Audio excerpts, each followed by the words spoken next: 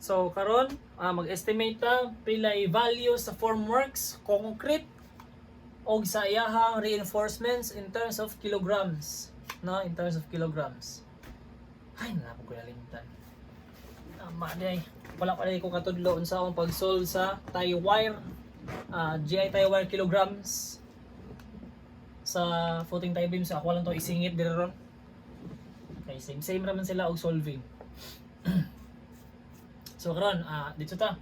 So first, formworks itong buhaton. Ang purpose of formworks is para pang form hulmahan. So muna siya. So kung mao na ang atong dire ang ato ang schedule sa ato ang beam, bali natay 300 by 600, then top bars for 420 mm, then sa bottom bar same gyapon, then stirrups 16 mm, space at 1 at 50 mm, 10, and rest 150. So nga siya, no? So first, una ta sa formworks dito na ni. Formworks.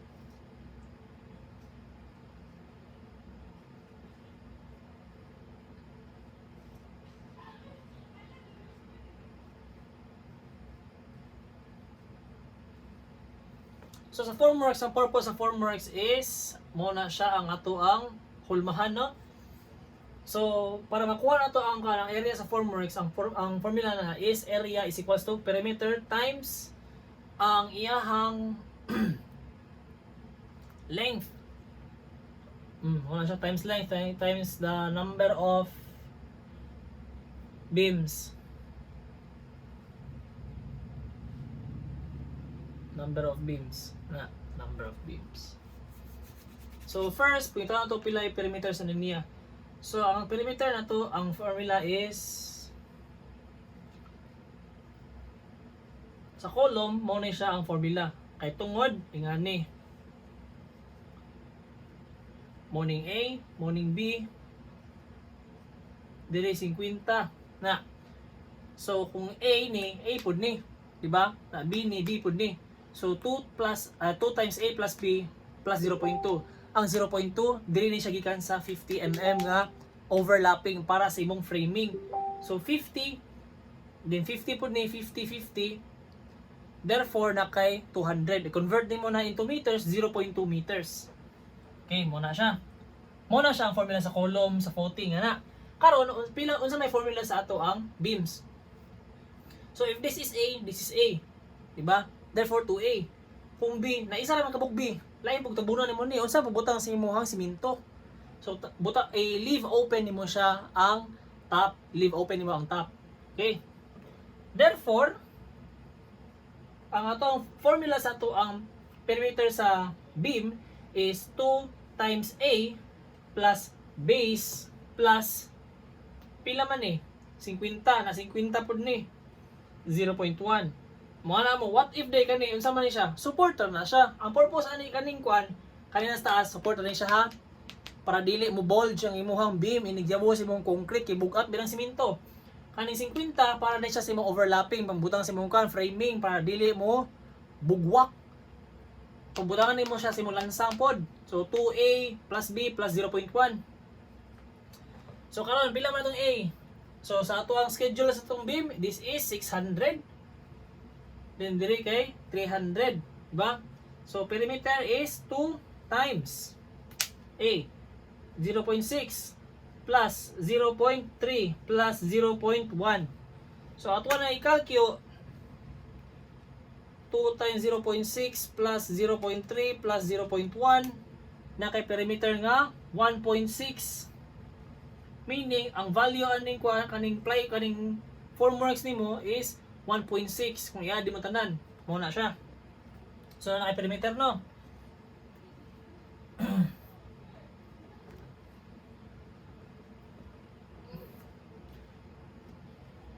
Pero 1.6 lagi. Perimeter nimo is 1.6 meters.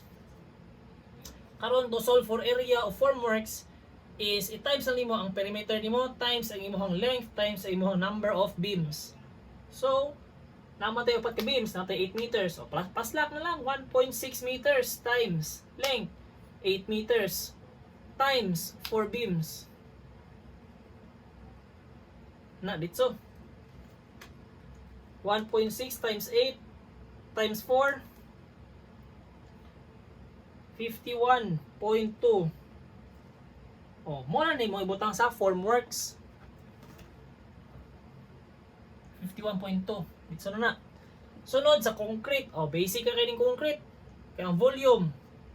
Volume na gipangita sa concrete. So length times width times height. So length nimo, pila length nimo? 8 meters. 8 meters times imong width pila? 300. So 0.3 meters. Imong height 0.6. Na. So 8 times 0.3 times 0.6 na kay 1.44 meters cubic meters volume. Sa isa pa lang na siya ka beam. So you have to multiply it to the number of beams. Pila ka buk beams nimo? Upat. So 1.44 times 4 na kay 5.76 cubic meter. Pasabot ana morning kadaghanon sa imong semento nga kailangan nimo i-provide para ani nga beams. Okay? Gets? O mo kato siya nga value pas lang na nimo sa imong concrete. Di na ka mag-solve pila ka buk sandbags, pila ka buk gravel, ka buk sa kaning sand. So mo to siya no. So sunod ang kaning kuan. Reinforcements. Kay kung semento lang na siya kan tibuok na mag-building hog no ba? Sunod kay reinforcements, bakal na ta bakal. So if this is your kuan beam, mo ni mong beam, i-cross section to na. Susunod na day, stirrups dire. Then ang una na solve na is ang kaning mga horizontal bars. Na day pila man ni top bars o upat na kabuk sa taas. So 1 2 3 4 upat po sa ubos. 1, 2, 3, 4 na. Then same na sila og diameter. Pwede na nimo i-add. Ay na pag isa-isag top bar na. Pwede na nimo i-add kay same naman sila og diameter. Okay? So upat sa taas, upat sa ubos pila ka buok? 8. 8 na tanan ka buok horizontal bars nimo. 8 pieces na HB, horizontal bars. So, kung unsa katas sa imong beam, mo po na katas on sa imuhang bakal, sa imuhang horizontal bars, di ba? So 8 pieces ng horizontal bars times 8 meters. Na pila man ka book beams nimo? Upat. So 8 times 8 times 4 na kay 256 meters nga horizontal bars. Pasabot ana sa imong upat ka beams nga tinag-utso ka book ka metros kada usa. Para sa horizontal bars, ang nagamit nimo nga katibuokan gyud nga katas-on sa bakal is 256 meters. Ano na siya? Karon i-convert na to na siya into kilograms.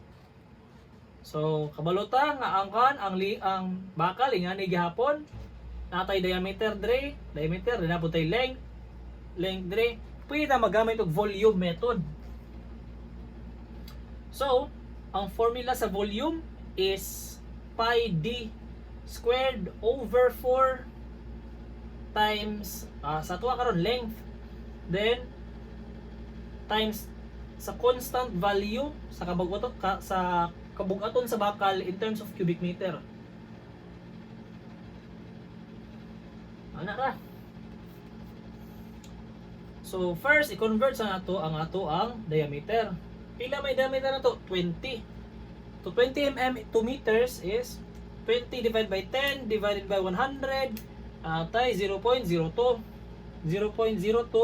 meters cube over 4 times 256 meters times 7,850 kg over cubic meter. Na amo gawas na kilograms na dito. So shift pi 0.02 times squared. So daw. Okay, na then 4 256 times 7,850 na kay mo gawas nga value nga 631.3344 kg. So 250 sa horizontal bars nimo na kay 256 meters. In terms of kilograms na kay 631.3144 kilograms. Muna ni kabukaton, tibok kabukaton nga kailangan nimo nga horizontal bars para ani nga beams. Okay? Sunod, isolve na to ang stirrups.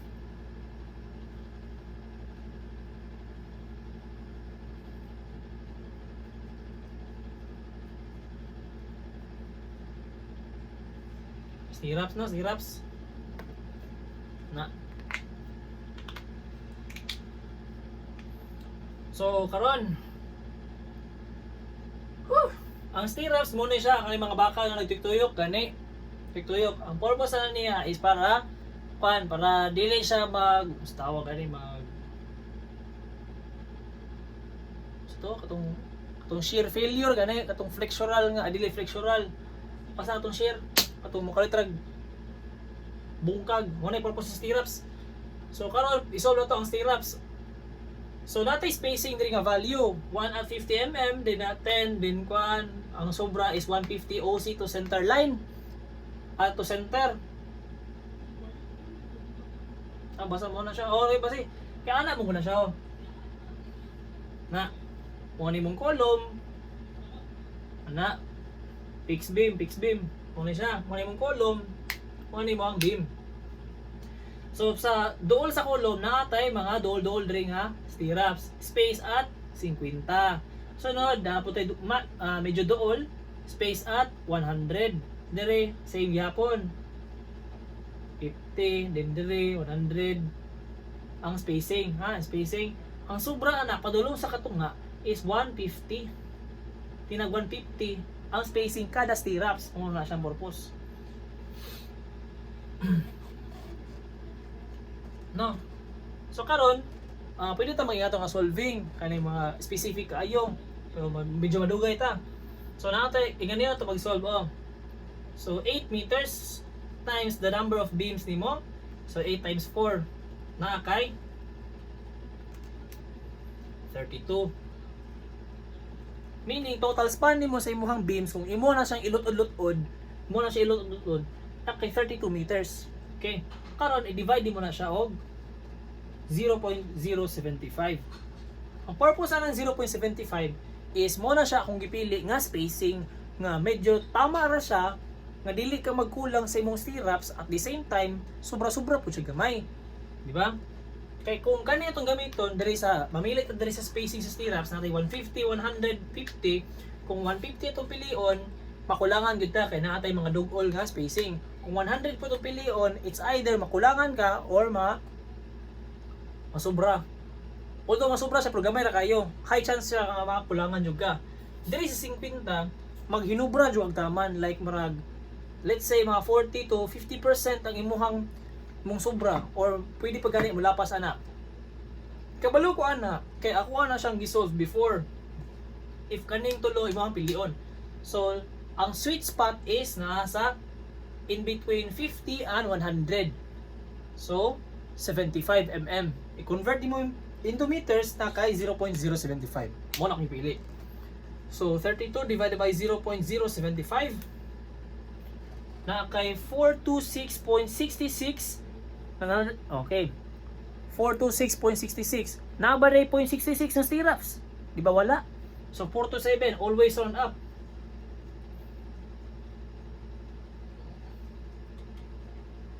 Na 427 stirrups pieces na siya dito. So kani butang tudaan libe stirrups kay magamit ni siya unsaon pag-solve sa GI tie wire. Is 427. So mo ni siya. Karon pagitaw na to ang katason sa usa ka stirrup per stirrup. So if this is your beam, mo ni mong beam, mo ni mong stirrup, na mo ni mong horizontal bars. So pwede ka nga mag-solve gyud ani, mano-manohon nimo na gamit yung mga general notes, structural notes nga na gani. Pero kung kanang pinaspasay, gamito lang to mismo ang perimeter sa ato ang beam. So 300 di siya, 600. So 2 ka 300, 2 ka 600 times mo na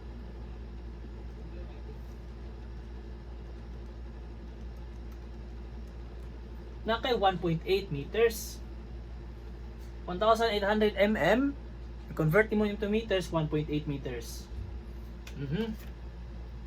So pasabot na sa isa ka stirrup, it is equivalent to 1.8 meters. So i-times nimo ni 4 to 7 stirrups in ug kani create na kaog meters. Okay? So 4 to 7 times 1.8 meters. Pila? No, 1.8 times 4 to 7. Na kay 768.6 meters. Meaning sa tibuok stirrups nimo, ang magamit nimo nga tibuok katas-on sa imong bakal is 768.6 meters. Summation of length. So na kay length, na kay diameter. Pwede na ka mo gamit sa solving para ma-convert siya into kilograms.